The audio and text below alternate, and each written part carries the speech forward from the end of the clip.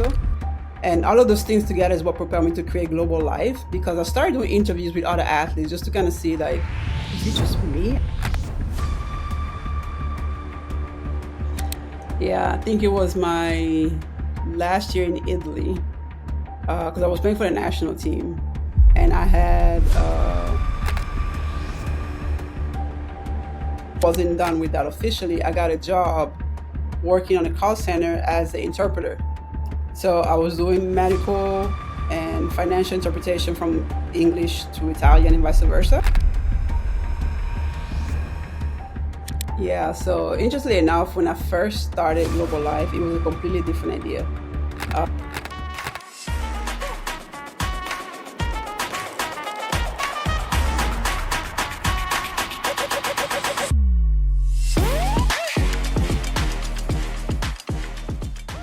Hello, and thanks for tuning in today.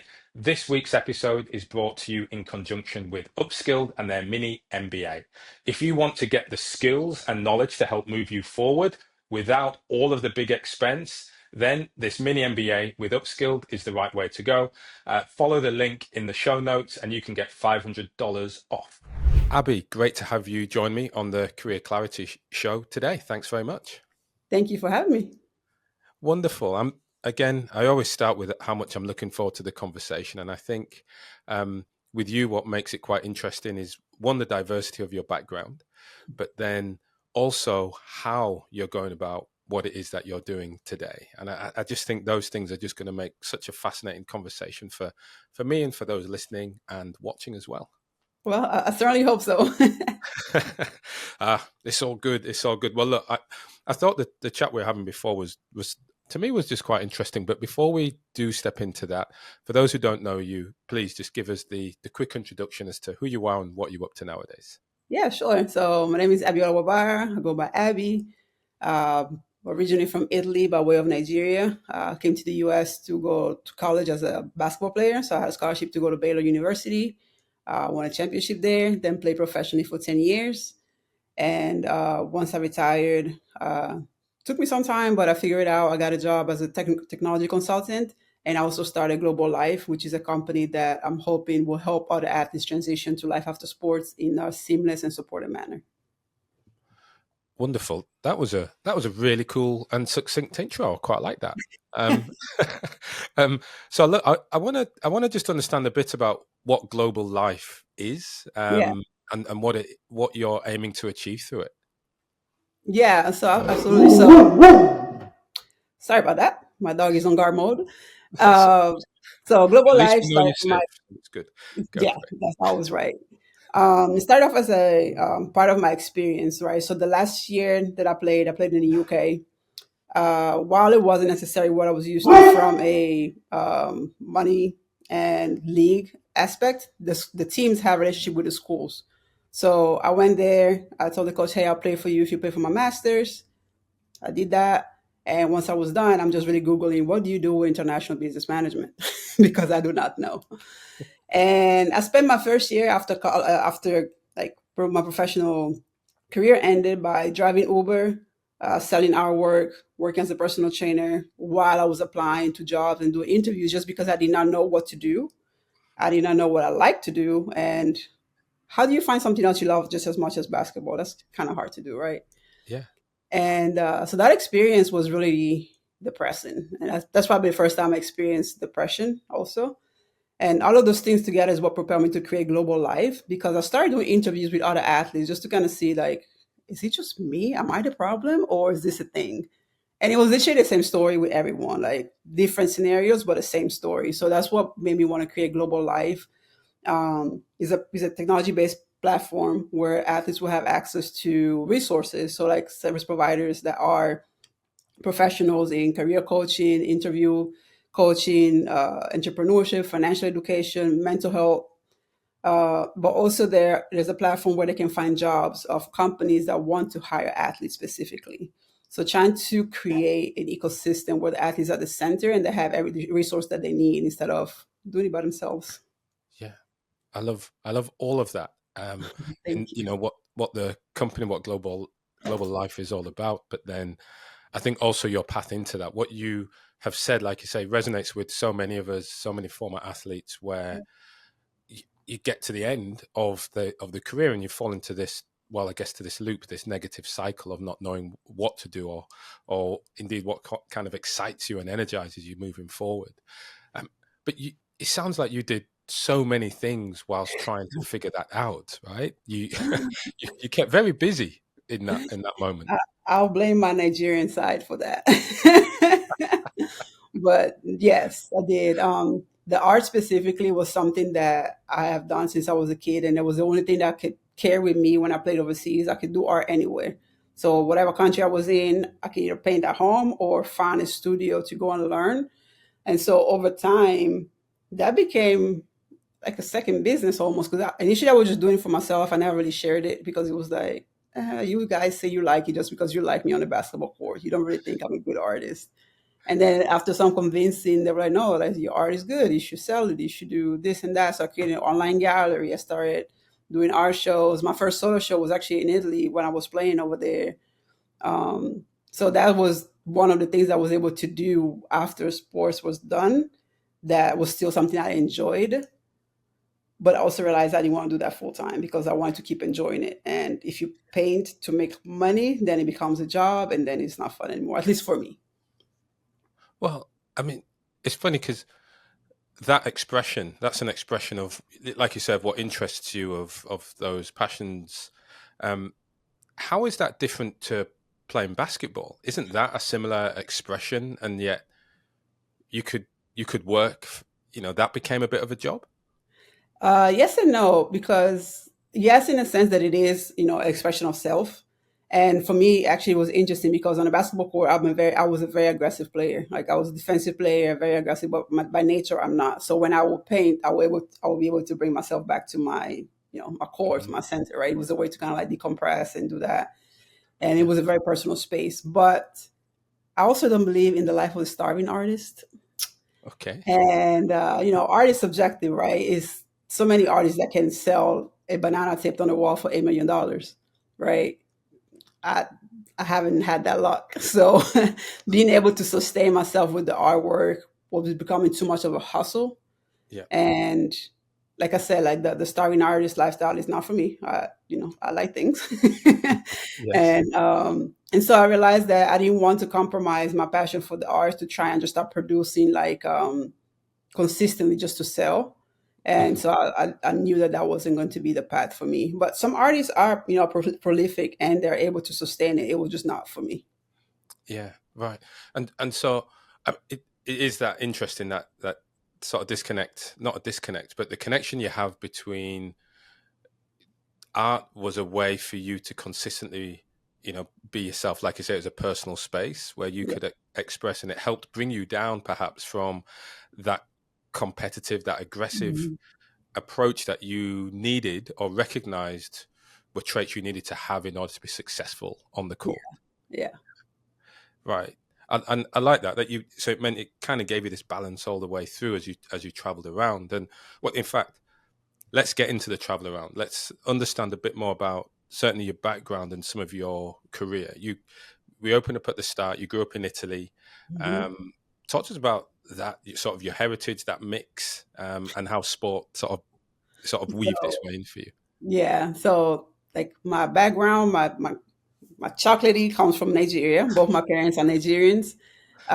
So they moved to Italy for school. My dad became I studied architecture in Italy. So my brother and I were born there. So we are Italian by culture and Nigerians by blood and heritage. And so I started playing basketball there. And then once I realized that, the cool thing about Italy is they don't have sports in school. Everything is a club. Wow. So yeah, so the clubs you have to pay for them, and you play, but it's separate from school. So those are the teams where the professional players that are in the U.S. come to play professionally. So I'm in Parma, which at the time was a huge basketball hub. If you ever seen Love and Basketball, at the end when they have the championship game with the Spanish team, they're playing against Parma in that movie. Yeah. Hmm. Yeah, so Right. that's my home team, right? So I had people like Cynthia Cooper, Yolanda Griffith, like those players were playing in my home team. So I grew up watching them. Mm. So in my mind is okay, well, I want to be like them. I want to get paid like them. I want to be, looked at like them. And to do that, Yeah. my mind was, well, I have to go to America and do it. And so I decided I wanted to go play college basketball, and I did that. And I was able to get a scholarship at Baylor University. So just coming to that, it I don't know how many for you back then. Was it typical for Italian women to, well, not necessarily play basketball, but then aspire to get over to the US? Was that sort of a path that was well etched out for you? No, not at all. It was the way I did it was very unconventional, and I feel like that's how I do everything. I wasn't recruited. I wasn't, sought after. I was never one of the best players. I just really worked hard and I played hard, and I always ended up being one of the players that I was needed on the team. I started on every single team I ever played on, Hmm. right? But not because I was the best one on the team, but just because I had like my role. I played my role well, and I did what I was supposed to do. And so, same thing with Baylor. I wasn't recruited. I showed up. I told Coach Moki, like, hey, I would like to play college basketball. And she was like, okay, well, you and everybody else. Like, who are you? Right. But just so happened that one of her So college team, you right? turned up. So you were like a walk on, or did you? No, I got a scholarship before even like Right. I was Okay. able, yeah, like she had to go through the proper channels, of course, but the main uh like the main decider was one of her college teammates. Hmm. Janice Lawrence was a professional player on the team that I practiced on. So she called her Yeah. and she's like, hey, this young lady says that she should play for me. Should she? And Janice was like, yeah, you should definitely, look into her, and if everything works out, give her a scholarship. And so I got my scholarship the next year. And Okay. so I started off, I didn't walk on, I started off as a full on team member. Yep. And then after 4 years there, I started off in Israel for 3 years. So that was my first overseas experience. Hmm. Played in Israel for 3 years. Then from there, I went to Hungary. Uh, Not my favorite place. That was only 6 months, and I was so ready to go. Hmm. And then from Hungary, I ended up in Spain. Then I played in Italy, and then back in the UK. That was my last season. Hi, I want to take this moment to thank Upskilled and their mini MBA for sponsoring this week's session.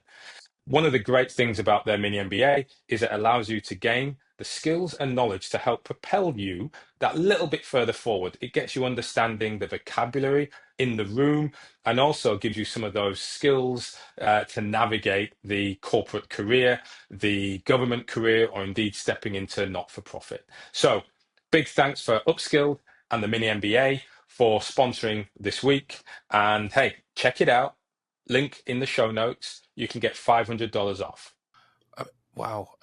The amount of movement that you had as a player, but I guess for other female basketball players that have joined me on the show, that movement around not just clubs but countries seems quite typical, Yeah. right? Yeah. I And mean, it also depends on like your position, etc. But there are some countries that you want to go and play in, right? Just because the championship is better, the pay is better.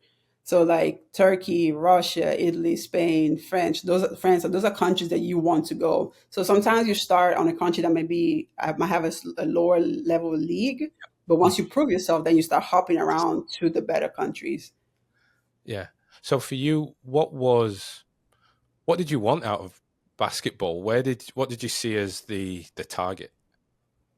That's an interesting question because I don't think I ever had one other than I want to win as many championships as I can.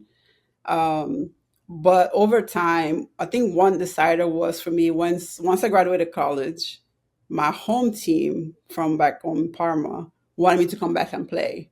But the offer that they made was not what I expected after going through all of that. Right? I was like, no, no, no. You should treat me like the Americans now. Don't treat me like the kid.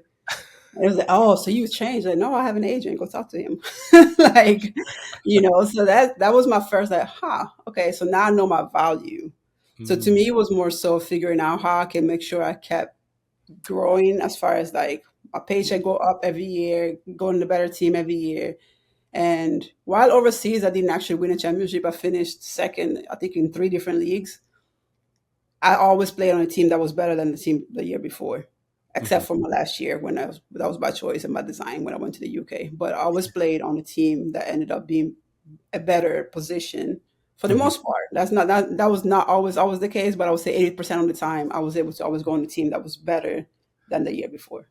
Okay, so it's like this incremental improvement, incremental target that you had to keep being better, keep playing better, and moving up Yeah. the leagues as well. Right. Interesting then, that value, finding your value, and certainly with Palmer, sorry, coming back, treating you in that way. Do you think did having an agent help or sort of hinder that process for It helped once I had the right agent. I had to fire my first two agents you? Okay. because they were just not working my best interest. And then my last agent, I'm still in good terms with today, even though I retired in 2016. Yep. So 9 years later, we're still in good terms. So having an agent definitely helps. Yeah. I think after a while, once you establish yourself, you can really just do it on your own. Mm. It's just a matter of knowing who to talk to. If you're able to build a relationship with the management and things like that, you can just, hey, I know you guys like me here. I like you here too. What can we do for next year to make it better? Yeah. Hmm. So as you were doing the travel and as you were playing, at what at what point did you start to realize, hey, this is going to end soon? And what did you do? Yeah, I think it was my last year in Italy because I was playing for the national team, and I had something happen. I hurt my knee. I know they gave me an injection for to make it feel better, and then get something happened. My knee popped. I can't remember. All I know is I was in pain. Hmm. I could not move as I used to move anymore, and 90% of my game was based on my athleticism. Um, so not being able to run as fast and jump as high was just not fun for me anymore. So that's when I decided to go play in the UK because I knew that was going to be my last year of being able to do anything with my body, Yeah. and I wanted to make sure I made it count. Right, I wanted like basketball to give me something at the end of my career that I can use for whatever comes after. So that's when I started doing some research about okay, what's going on about these schools in the Yeah. UK, and so I reached out to the coach, and he was very happy to do the deal with me. And so I played for him. He paid for my master's, and I also played for the university team, which was Okay. So yeah, no, you that was I played for two leagues, yeah, but the regular league was fine. I did the athletes were talented. They were really young, so they were like Mhm. high school, and most of them were hoping to go to play college in the U.S., which a lot of them do. But Yeah. that was fun for me because I got to be a mentor to them as well. Yeah, I was going to say that must be such a shift. Now, I'm interested in. I want to just take it a step back and understand that sort of decision making approach you did, and they say the research in picking the English or the UK league. Yeah. But then, for most athletes that I speak to in that final year, it is about financial gain. It's about how can I just earn that last little bit to keep me Mhm. going to, yeah, well, to just give me that push so I've got a runway to then play Yeah. with at the end. You didn't take that path. Well, because to me, I thought about that too, but to me, it was just like, well, for one, I don't play as well as I did before, so I'm not going to make more because I'm hurt. Like my body is like I'm not able to produce, so I'm not going to be able to get a contract like I did 5 years ago, for example. Right, on my prime, it's not going to be the same. But at the same time, I had saved enough to where when I decided to play for the UK, I knew that I wouldn't be getting paid, right? But they were paying for my master, they were paying for my accommodation, and they would give me like a small stipend for groceries. So London is expensive. So I still did like live off of my savings for a year and a half. But I was able to do that because I planned for that. And my thought process was, well, whatever I do after needs to pay me the same or more than what I've done playing basketball. And so that's why I wanted to go for the master because having an undergrad and 10 years of basketball experience sounds cool, but it's not a great resume, you know? So that was my thought process, just getting a master's that once I Googled the average salary of people that have that, I was like, okay, I can rock with that. And that was what my plan was. That's right, and that's a great plan. Um, it sounds like it started in many respects 2 years before, 3 years before, but starting to think, getting that money together so you could, like you say, live off your savings. Yeah. But then I don't know, just the guts, bravado to speak to the club and say, don't pay me, fund my education, Yeah. because, like you say, you did the research. That's going to help you hopefully get onto the career ladder faster, or the typical Yeah. career faster. Yeah. I mean, I got lucky again because the advantage that I had was the coach of that team was also the coach of the UK national team, Mhm. and we played against Italy. So when I reached out, he knew who I was, and he was a fan of me as a player and as a person. So he was happy to make that deal because I knew I wasn't be able to get paid, what I wanted to get paid regardless. So might as well get something that works for both. Mhm. And if I'm being honest, the mentorship that I was able to provide to the younger kids was also really rewarding. Like I enjoyed that part, which it was fun. It made it more fun for me because the basketball wasn't as fun anymore.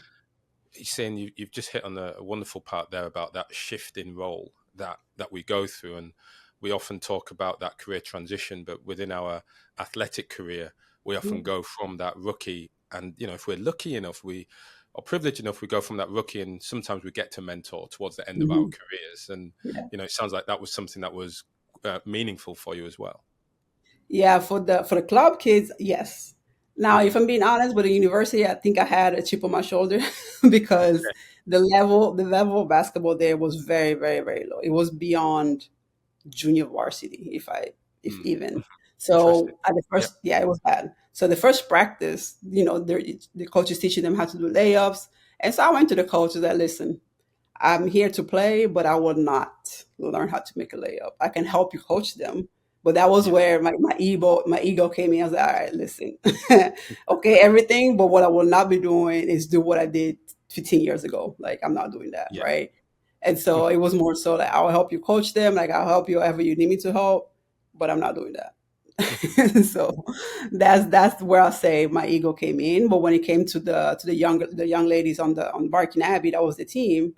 They were very talented. They worked hard, and there were other two older players that were like my age group that actually I played against them during the league. So I had peers and I also had the younger ladies to Yeah. mentor. So when you look back at your professional career, what stands out as your highlights? That's a good question. I would say, aside of like winning games and things like that, I would say just the creating relationships in different countries. Like I'm still friends to this day with a lot of teammates that I had, and while I guess had a specific like bond with the American ones because we just kind of like have the same background. I always made it a point if I was in a foreign country that was not Italy or the U.S. to become friends and actually understand the culture and things like that. So in Israel, for example, my second year I went to Ulpan, which is a class where you learn Hebrew, Hmm. and not because I needed to, because everybody speaks English over there, but we practiced 2 hours a day. I had a lot of times on my hands. Yes. Right. And so I just wanted to do something useful with my time. So I went and learned Hebrew and did the whole ceremony where you read in front of a class and things like that. Yeah. I went to a art workshop from an artist there, just to learn how to paint with oil. Because before that, I was only painting in acrylics. So I learned how to paint with oils when I was out there.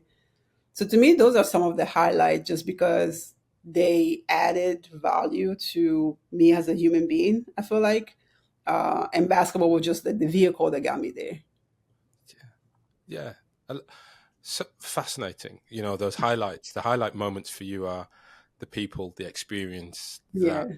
immersion in culture. Those are that's like the richness of what you've taken away from being a Mhm. pro basketball player. Yeah. No, I really enjoyed it. Like when I was in Spain, because I like playing with people like that. But I speak Spanish fluently, but I did not speak Spanish for the first week because I needed to know that my teammates were good people. So when they would speak, if they were speaking behind my back, I would have Yeah. known. Yes. But then once the Americans came and they needed someone to translate, I became the translator. So one of my teammates looked at me like, "This whole time you spoke Spanish and I'm fighting for my life to speak English." I was like, "I'm sorry. I just had to make sure you guys were cool." And they were amazing teammates. Wow. But those are the Yeah. things that, make my highlights. That is fantastic. I've got to use that. It's kind of cold, but I guess it works, right? It does So what it's supposed to do. yeah, that's right. So I'm not going to ask you how many languages you speak, just in case you need to play that on somebody else now. I got Hebrew, got Italian. Okay, I'm joking. It's good. It's good. So now, one of the bits you mentioned, so I'm thinking now, coming off the back of your masters, was that it for basketball? Were you like, boom, I'm done, and sort of cut the ties athletically? Um, Partially, yes, basically, yeah. But like, yeah, once I came back from my master's, that was pretty much it. Like, I will still play here, like low, like city leagues and things like that.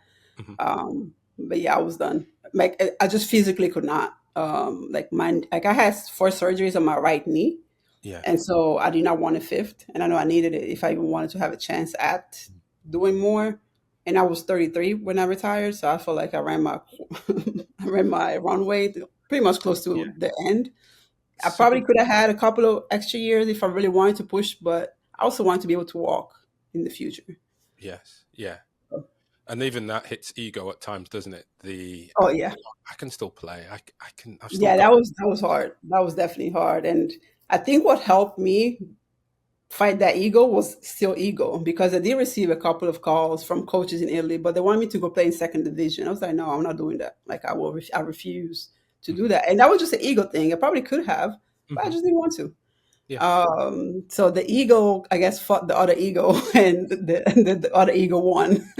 And in the end, you were somewhere in the middle, and you were doing Right. lots of different things. And I'm curious. Then ego tells you, right, I'm not playing Div 2.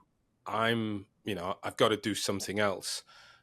How did you figure out what that next mountain was? What your next sort of, well, here's what I'm going to be next. Yeah, I had no idea, honestly. So once I got my master's, I came back and I was still doing my dissertation, but I left because I mean, London is cool, but not for that long. The grayness of it and everything, it was just not, it's not, my brother lives there. He's been there for 15 years. I don't know. Yes. I cannot do it. It And hurts me to say that. It does. However, I do live in Sydney, so there is an element where I'm not there, but still. yeah, yeah, Okay. the grayness. And I live in Houston. It's hot, it's sunny. Like it was a big change.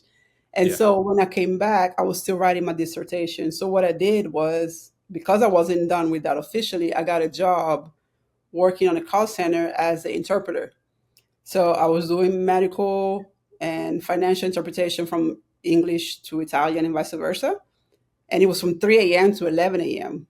So, because I had to work on Italian time zone. Yeah. So I had all day to work on my dissertation and Yeah. go on interviews for jobs. But because me being me, I also had a plan B or C. I took the LSAT and got accepted into law school because Yeah. that was like the alternative. Like, okay, well, if I don't get a job, I'm going to go to law school. But I deferred for a year because that would have been a school that I actually had to pay for, and I did not want that type of student Mm. loan debt. Yeah. So I deferred for a year, and in that year, I became a personal trainer at Equinox.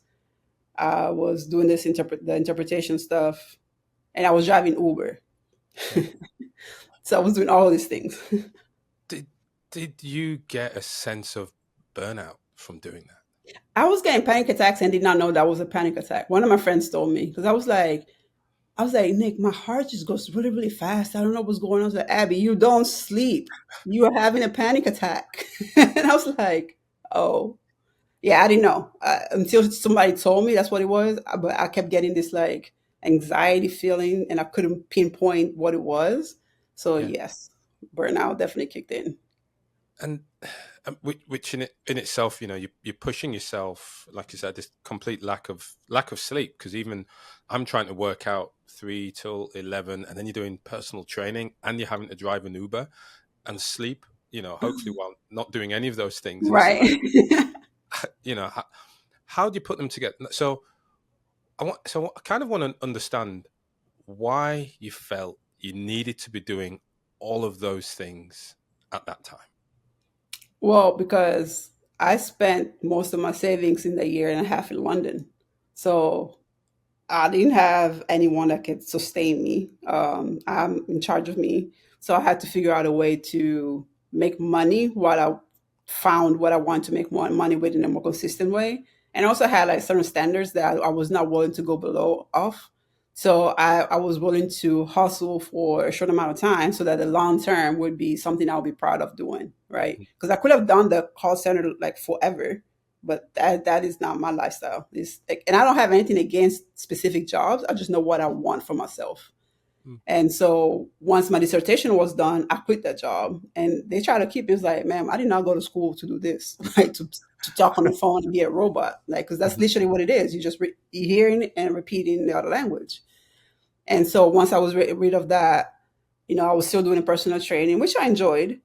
But again, I need a steady paycheck. I cannot do sales and commission, and like I just don't function that way. I like stability and I like knowing what's coming. Mhm. So that's what I needed to do to get to where I wanted to be. And even that sounds, considering the 10 years spent traveling as a basketball player, the contract, the negotiations, the moving around, and the length of the seasons, yet that felt stable to you. That felt predictable It compared to where did. you're moving into.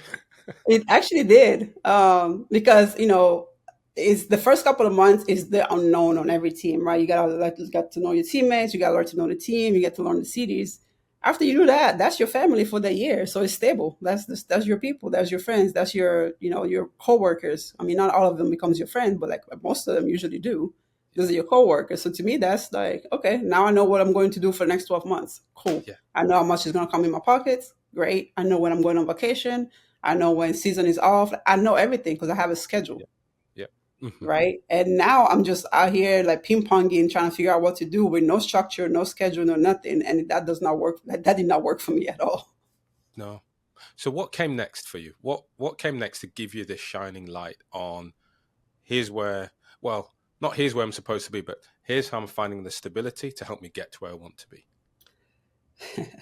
So while driving Uber, I had my resume is in my car. And my car has a decal on the back that's like Baylor decal. So the lady that comes in the car tells me, "Oh, you went to Baylor?" I was like, "Yeah." I was like, "Oh, she went to Baylor. Her husband, all her kids went to Baylor." And so we start conversation. She's asking me like, "Well, she learns that I play basketball, that I have a master. So why are you driving Uber?" I was like, "Well, ma'am, because I'm trying to find a job and I don't want to be stuck at a job that I don't like. So this gives me the flexibility to go on interviews and keep going and still make money to survive." And so she was like, "Wait, my husband works for this great company that they love people with a diverse background. Do you have your resume?" Like, "Yep," from under my seat. There you go. And then she gives me his business card and tells me to email him. And I do. The next day, I send him an email. And the following day, I receive a email from a recruiter say that they would like for me to go through the interview process. And that's how I ended up at the job that is a career with growth, a salary that has surpassed what I was making playing basketball, flexible and, Yeah. challenging too, because I like challenges, obviously. Yeah. So I want to come back into what that role is. But so last week I got an Uber, okay, and following our conversation the other day, I said to the person, I said, "So, what are you doing outside of outside of driving Uber and things like that?" And they started talking to me. It was actually trying to set up a business and things like that. Then I said Okay. to him, "So, do you have a business card? Do you have?" And then I even jokingly, thinking of you, said, "Have you even got your resume under in the car?" He didn't have any of those, right? But I laughed, and then I just said to myself, "Right, I've got to be asking Abby this again, right?" The guy, he did a good chat, so it was good. I won't go into that, but I just think for you driving the Uber, you really hadn't. I mean, did you think you were going to meet somebody in the car? I was strategic about it because I hate driving. I absolutely Yeah. despise driving and I despise small talk. And Uber is both, right? Yes. But I was very strategic because I will not drive at night. I think I tried it once and I picked up a drunk guy. I was like, never again. So I will not drive at night. I only drive peak hours when people go to work. So I will go to the business district and Yeah. I will only drive there. And Right. so my goal was to meet someone who knew someone that would be like, "Yeah, you're so interesting. I love talking to you. Let me get you in touch with somebody. I don't know. That was my hope. Usually my accent helps here in America. So that's Yeah, kind of like how yeah, what I was going for. I just, well, hey, you know, it makes me think now. Now I'm listening to you again. It makes me think of, you know, you go to Hollywood or somewhere, and everyone's an actor, Oh yeah, as an actor. right? Yeah. So you were doing this same thing, which is I'm catching all the commuters, moving between the Yeah. offices. It's just, it is. I think it's just brilliant, right? Thank And you.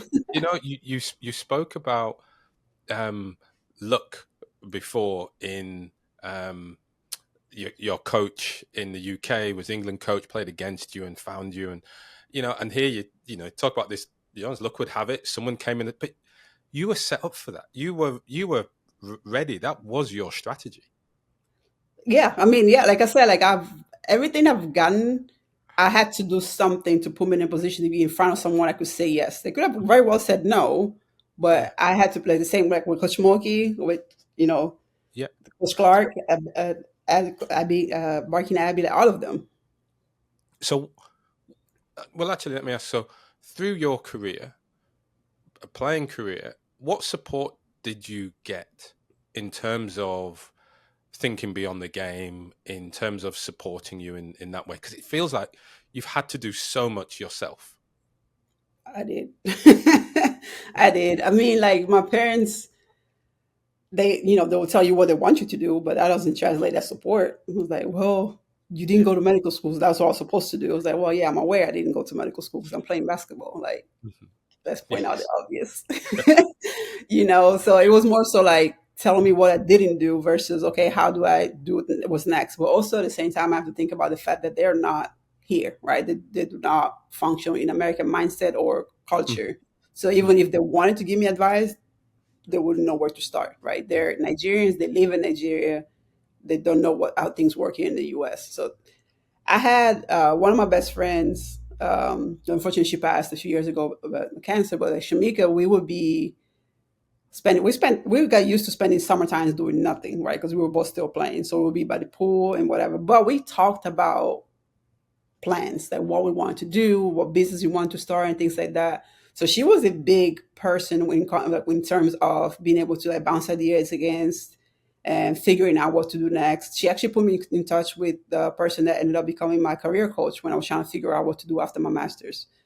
Because I was someone that she met when she needed it. So she was a big support when it comes to being able to figure out what next is. Even though, yes, I did a lot of it by myself. When I was driving Uber in between calls, I would go to her house and sit there until something else pop up, and we'll yeah. talk about, okay, what we're doing, like what's the plan or whatever. So yeah, that she's definitely one person that I miss dearly every day, just because she didn't get to see the after, right? Like the things that came after and things like that. So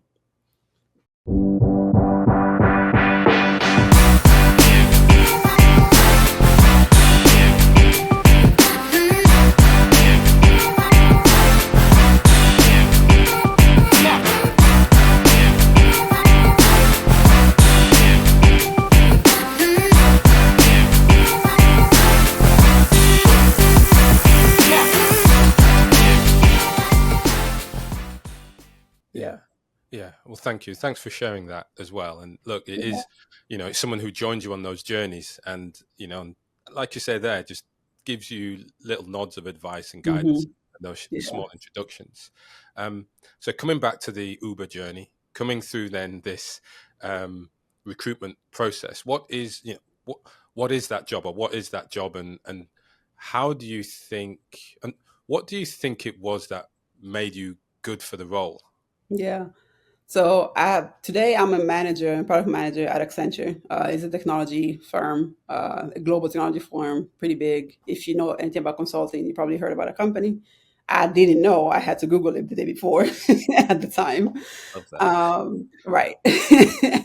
So good. But what I think, for one, the person that did the referral was the managing director. So it's the highest level that you could have there. So I guess their word is way heavier. But when I went through the interview, it was a 4 rounds of interviews, and the last one was the interview, the behavioral one, and then the use case. The behavioral one was interesting to me because the person that interviewed me was so fascinated by the diversity of my background they doing the interview, she actually ended up going on my art website, like, and just looking at the art and things like that, right? And she was just saying that, we get a lot of people that come through this door. Everyone has the same exact resume. Everyone has a business degree. Everyone knows how to speak, but no one comes as, not no one, but not a lot of people comes with something that just makes them different, like makes you memorable. And I think that's what it was. And it's funny because I was initially trying to hide the fact that I was an athlete because I didn't want to be seen as a dumb jock. But come to find out, that was my superpower at the company, to be able to be someone that is not like everyone else, but is also still willing to learn. And because I made it a challenge too. Like once I got hired, my goal was to catch up to my age mates because I'm an analyst when I first started. And usually analysts are people coming out of college. So they're like 10 years younger than me, 10, 15 years almost. So I was like, okay, so how old are the managers? Okay, I need to be a manager in like 4 years or 5 years. And I did it. I challenged myself. I made it a game, well, not a game, but I made it a game to myself Yeah. because I wanted to do that. So how did you do that? Finding mentors. So one thing I had to learn was you're not the best anymore at anything here. Like actually, you're probably the worst at everything here. So be okay, being dumb. Be okay with asking questions. And I hate wasting people's time, and I hate my time being wasted. So what one thing I did is, if anything was asked of me and I knew that I couldn't figure it out in a timely manner, I will go and say, hey, if you want this to happen in X amount of time, you need to give me a little bit more instruction because I have no idea what we're doing here. Mhm. And that worked for me. And I was just very transparent. I will ask questions and I'll make sure to find mentors that had roles that I found interesting so that I could ask them, hey, what do I need to do to be where you are in X amount of time? And a lot of people just wanted to give their time, to teach me and to like guide me. And that's how I got to where I am today. That's great. I mean, I'll ask. It's kind of an obvious question. Oh well, sorry. As I'm listening to you, I can hear the answers. But what do you think it is about being an athlete or being a pro basketballer that's helped you in your role as a manager at Accenture, one of the largest management consulting firms in the world? Yeah, no, definitely is the team mindset is one because a lot of our projects are team based, right? So being able to not think about the individual goal, but like the overall goal of the project. But like for me, as far as like my career path was being coachable, being humble, being resilient, and just being ready for the unknown. Because every project that I get on is something new, is a new industry that I probably never even heard of before. There's new language that I never heard of before. So if the first technology project I was ever on, and there was an architect that knew what everybody was talking about, after the meeting, like, yo, can you translate that? Because I don't know what nobody said. Like, what is happening here? So Yeah. it's making friends with people that have a skill set that you're missing, and just making very obvious that, hey, I'm be bugging you on a daily basis until I know what is being said in this room because I have no idea, Yeah. right? So that's what worked for me as far as just being resilient. Really, that was the main thing. And I think that's what I was on a basketball court. I was a very resilient player, and Yeah. that got me places. Yeah. What did you have to tone down? Because you've described yourself as quite an aggressive player on the court. Which elements of that athletic nature did you have to tone down to be successful at Accenture? Honestly, none, because the aggression literally stays on the court. Like as a person, I'm very like I could be shy, so I actually had to learn how to network. Mm. That Yeah. was really, really hard for me, the networking piece, because that's a big part of our job. Like every project you're on comes out of networking with your peers or your coworkers. Yeah. And then I'm also an introvert. There's so much people I can do at a time. And working in consulting is people all the time. So I had to learn how to do those things because on the court, you're playing with your teammates and then you go home.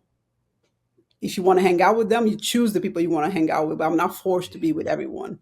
Here now it's like team dinners and this and bonding, and I'm like, oh my god, I'm tired. So I So had to learn how to do these things, yeah. and trying to do them in an organic manner, not just feel like I don't like fakeness. So if I can do it to where, but it's tiring for my personality. So I would say like from the resilience is the main thing I was able to keep, but I didn't have to take anything away because I never took those things out of the court because they're not part of my day to day personality.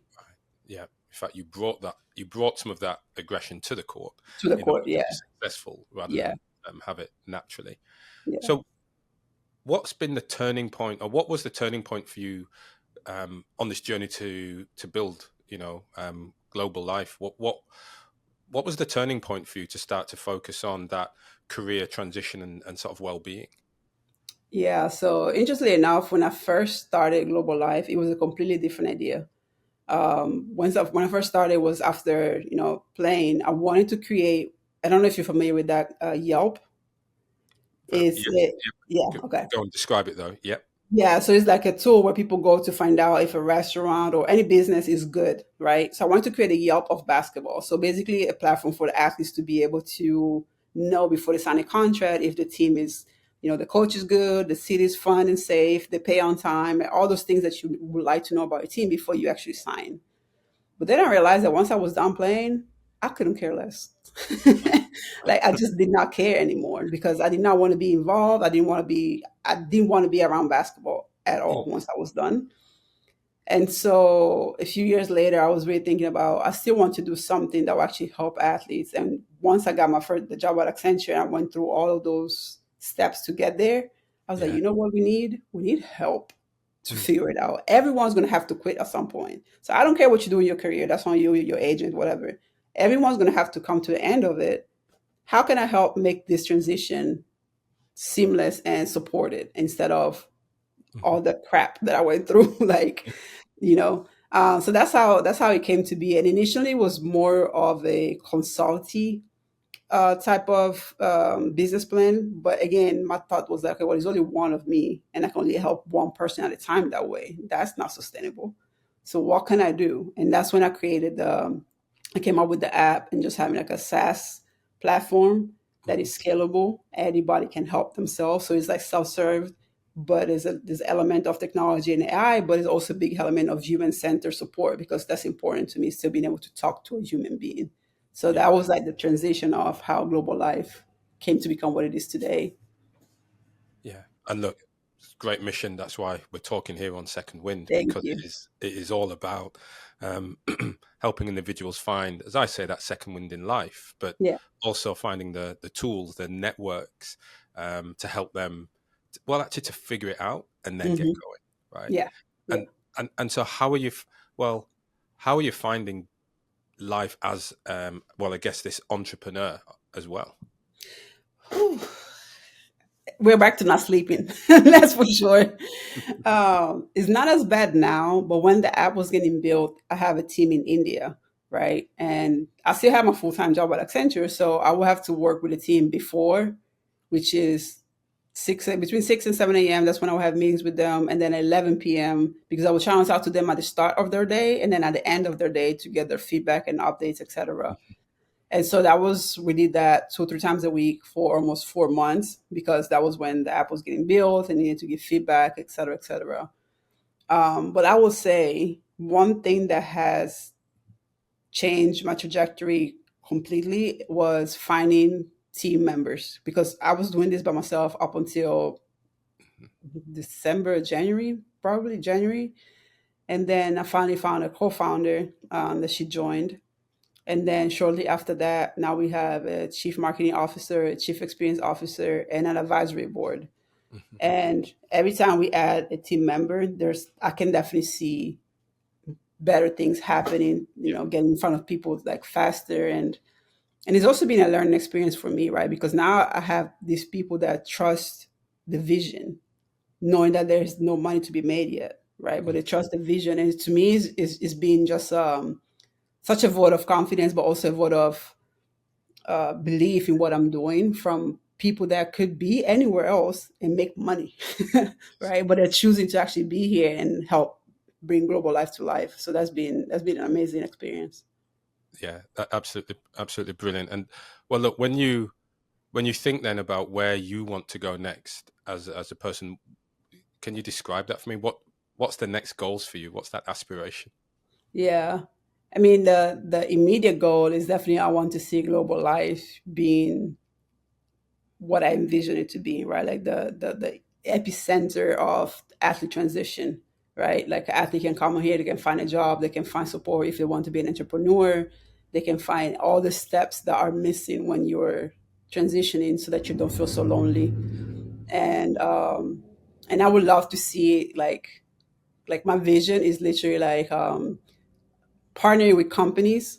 Like and I don't know why I keep saying this in my head, but it's like, you know how Nike has like a just do it? Yeah.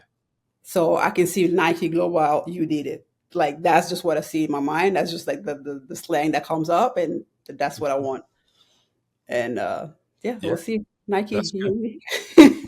You put that in my mind as well. Listen, one of the bits I really like about just the name is the global part, right? Global, right? But Mhm. the bit that links to the global aspect because of where you've traveled, you're a global athlete. You know, I think so many people I speak with, sport is that passport around the Yeah, world, yeah. and so I love the way you've pulled those two together as well. I think that's fascinating. No, thank you. I mean, obviously, we're starting in the US because this is where I'm based, but like the goal is to be global, right? Every athlete everywhere have the same experience. So we That's, definitely want to be able to support as much as yeah, we can. Yeah.